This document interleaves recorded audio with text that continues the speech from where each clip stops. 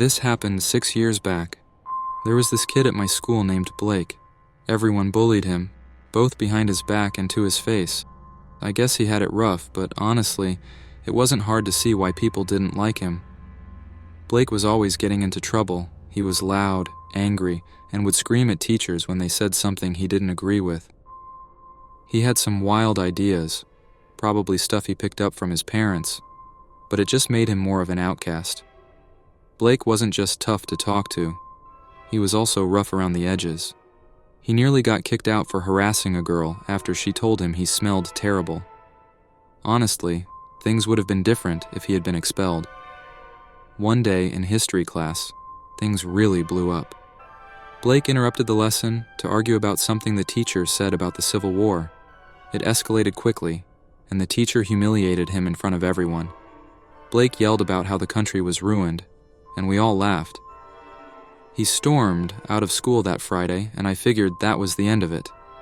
Over the weekend, though, Blake posted some disturbing stuff on Snapchat. There were pictures of him holding guns from his dad's collection, and even one of him standing in front of a Nazi flag. The worst post was a picture of our history teacher's photo taped to a cardboard box with bullet holes in it, captioned, "Getting ready for school on Monday." It was chilling, but no one really thought he'd follow through. Some people reported the post to the school, but we should have called the police. I didn't take it seriously either, which I regret now. If I had, I wouldn't have gone to school that Monday.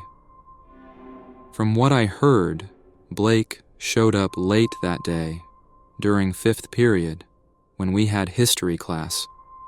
The school resource officer and some admins stopped him and asked to search his backpack.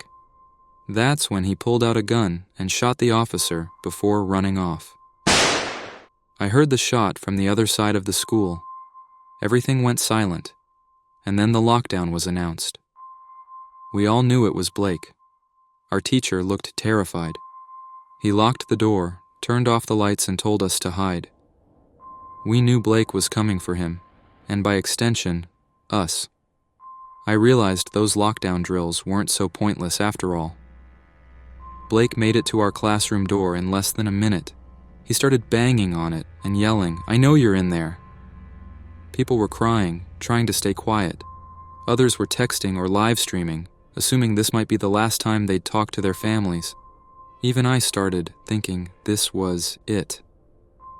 I didn't know how to defend myself.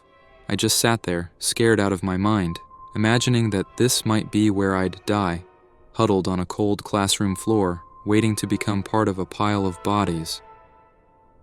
Suddenly, a gunshot rang out. Everyone started screaming, and I panicked. In that moment, I made a split-second decision to run to the window. I figured I'd rather jump from the 2nd story than sit there and wait to get shot. Some kids followed me, but as I hesitated, someone shoved me out of the way. That's when I noticed Blake. He was outside the door, holding his face, blood pouring between his fingers. The door handle was messed up, like he'd tried to break in. I just sat there, staring, trying to make sense of it. In the chaos, my teacher was yelling for us to get away from the windows and hide. He called my name, but I could barely respond. Quietly, I said, "I think Blake shot himself." It came out weak, but enough people heard me that the room went silent. One of my friends ran to the door and looked out the window just as Blake stumbled away. I got up and saw it too. Blood splattered across the floor. In the sudden quiet, I could hear Blake's cries of pain echoing down the hall.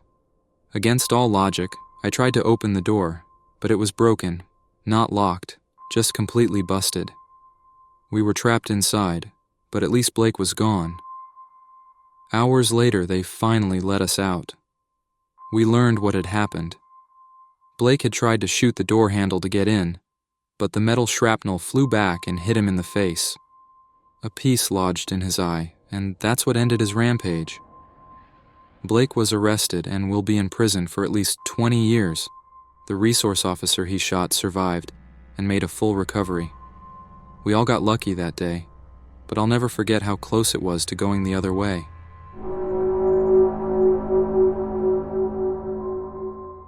Back in high school, we had lockdowns pretty often because our school was near an area with a lot of gang violence. But the one time I actually felt scared wasn't because of gangs or a shooting. It was because of a student everyone knew was dangerous. His name was Jason. He was really smart, but he had a lot of problems with authority, focusing, and just getting along with people. I'm sure every school has a kid like that. He got suspended for bringing a knife to school and was later expelled that same year for trying to strangle a teacher with a shoelace. After a few months at an intervention school, Jason came back the next year, but he seemed worse. I once ended up in the front office with him. While we were waiting for the assistant principal, Jason started talking to me about the people he met at the intervention school. Kids who were pyromaniacs, drug dealers, and even gang members. It seemed like he got along with them better than anyone at our school. He actually seemed happy talking about them. At first, I thought it was just a weird conversation, but then he told me something that really freaked me out. He said one of the kids at the intervention school had taught him how to make a bomb. Before I could ask him if he was serious, the assistant principal called him into her office. That was the last time I ever spoke to Jason. A few weeks later, during second period, Jason called in a bomb threat. He was caught pretty quickly, but he wouldn't tell anyone where the bomb was, so the whole school had to evacuate. As we were walking out, I spotted Jason's clear backpack in the hallway. It was stuffed with a garbage bag, and I knew right away that it was probably the bomb. I told one of the administrators, and they radioed it in. I felt lucky that it didn't go off with all the kids packed together, leaving the building. We spent hours out on the football field in the hot sun while the bomb squad checked the school. At first, I was scared, but then I just got bored. To pass the time, I started joking around with the kids sitting next to me, pretending to have heat stroke and laying down across their feet. They were laughing and kicking me, but then I noticed something that made my heart stop. Right underneath the bleacher seat, taped to the bottom, was a box wrapped in duct tape with a note that said, "This is the real one, I swear." I freaked out and jumped up, twisting my ankle in the process. I caused a huge panic, and everyone started running in every direction. Some kids even got trampled, and a lot of them ran off into the streets or nearby stores. By the time the chaos died down, the school was practically empty. It turned out all the bombs were fake. Jason had never intended to actually kill anyone. He was smart enough to make real bombs, but his goal wasn't to go to prison for a long time. He just wanted to cause chaos and probably end up back at the intervention school he liked so much. Even though nothing exploded, the whole situation was terrifying. Jason knew how to take advantage of the school's weaknesses, and if he had been serious, a lot of people could have died that day. It's scary to think about how close we came, and I hope I never see Jason again for the rest of my life.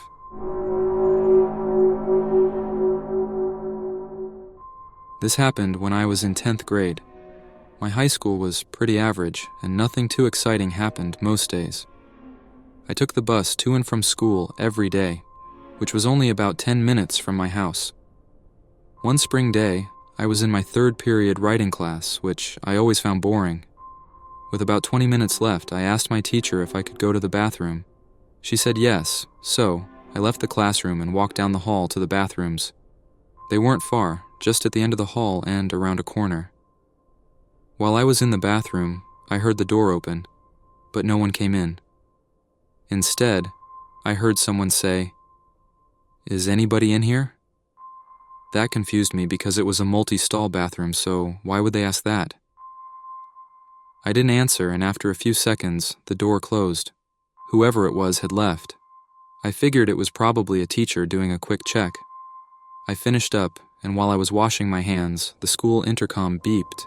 Then an announcement came on. The school was in lockdown, and it wasn't a drill. Hearing that made me nervous. Maybe that's why someone had checked the bathroom earlier. I wasn't sure what to do. Stay in the bathroom or head back to my classroom. I decided to go back to class since my teacher would probably wonder where I was. When I stepped into the hallway, it was completely empty and eerily quiet. As I was about to head back to class, I heard footsteps coming from around the corner.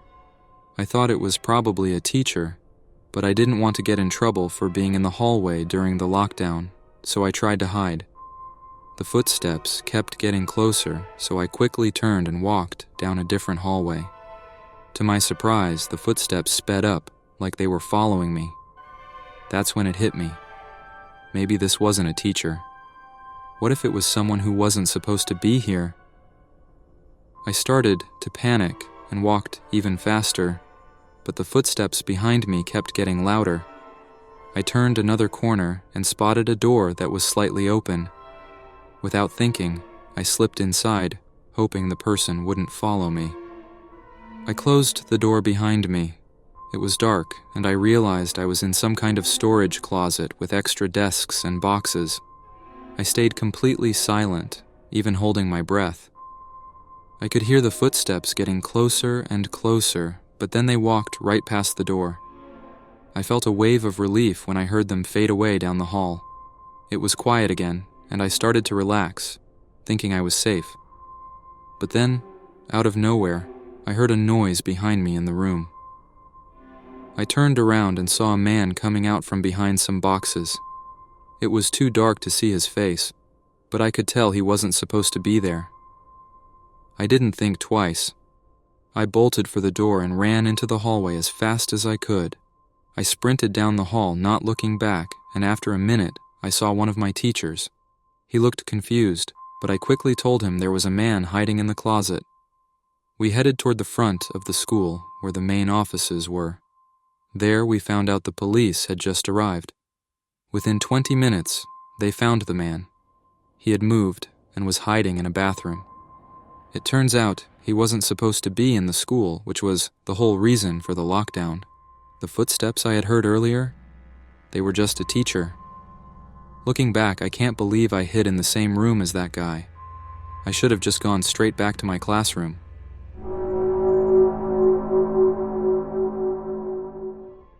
I'm a high school chemistry teacher. I always try to make the room fun and inviting for the students, decorating it with posters and other things to make learning chemistry a little less intimidating. Chemistry can be tough for a lot of kids, and I really enjoy helping them understand it. This happened last year during 5th period. I didn't have a class that period, so I was using the time to grade assignments, which can take a while. It was a warm, sunny day, and about 15 minutes into the period, we got a lockdown alert. I followed the usual instructions. I locked my classroom door, turned off the lights, and stayed quiet.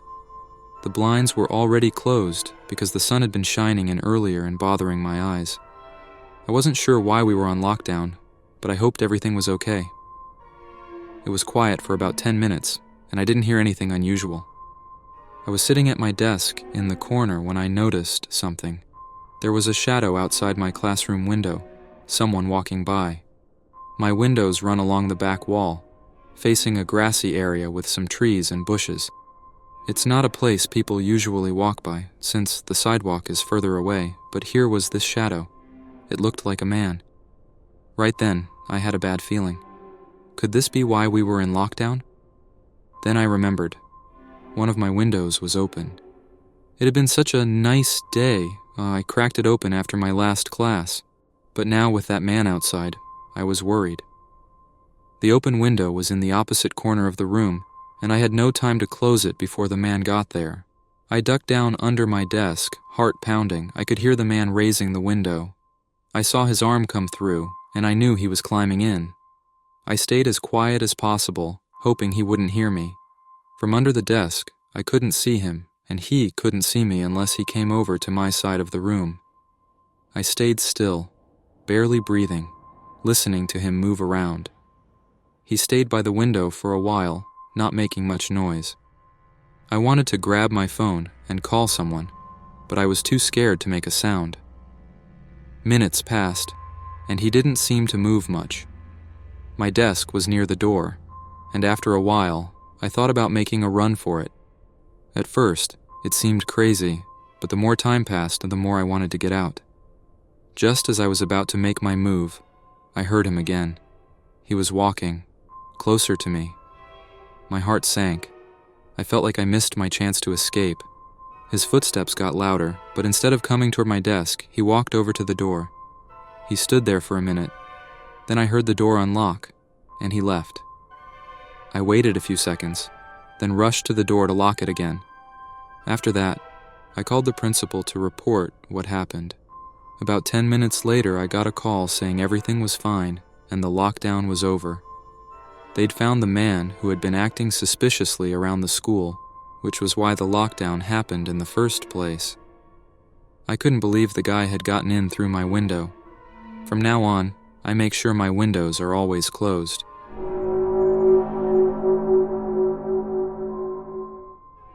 I grew up in Oklahoma, right in the middle of Tornado Alley, so extreme weather drills were just a part of life.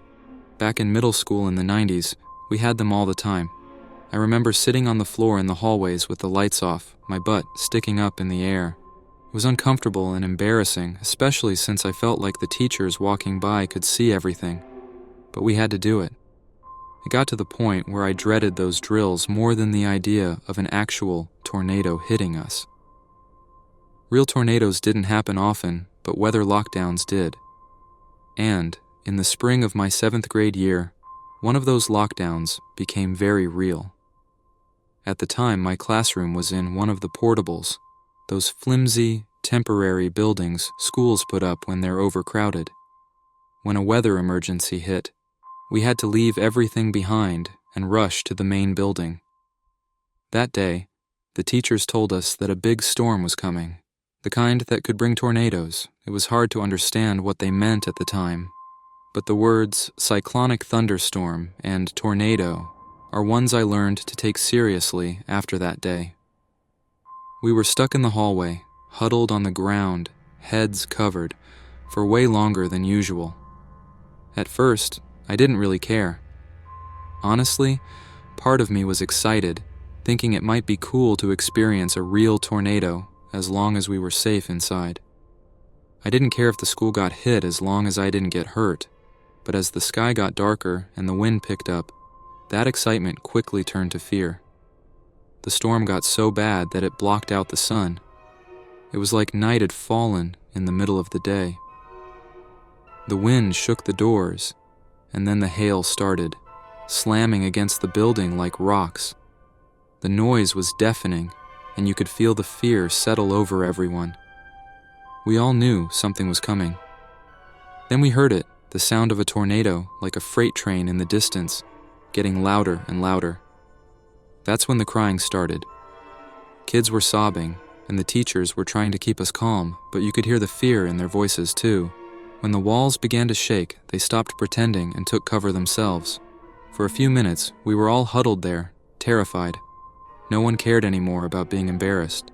We were all just trying to stay safe. The sound of the storm outside was terrifying, like the world was being ripped apart. I could hear things hitting the building and flying away, and it felt like the whole school could lift off the ground at any second. Then the windows shattered. Air rushed into the hallway, and it felt like the tornado had found its way inside. I clenched my teeth and prayed, hoping it would end, and by some miracle, it did. The roaring started to die down, and the wind eased. Slowly, the storm passed, and the sun came out again. After a while, the lockdown was lifted, and we were allowed to stand up. My back and legs were sore, but I was okay. The main building was still standing, but when I walked outside to where the portables used to be, I saw nothing. They were gone, completely wiped out. There wasn't even debris, just a few pipes sticking out of the ground. Everything I'd left in the classroom, including my bag, notebooks, and diary, was gone. It was hard to believe that if we hadn't evacuated, I would have been in there too, and I probably wouldn't have made it out alive. It's a strange feeling to realize you came that close to dying, especially at such a young age. Ever since then, I've never taken tornado warnings lightly. Living in Tornado Alley, storms are just part of life, but that experience made me respect them. I was born and raised in Oklahoma, and it's where I'll stay, but I know better than to ignore the power of a storm now.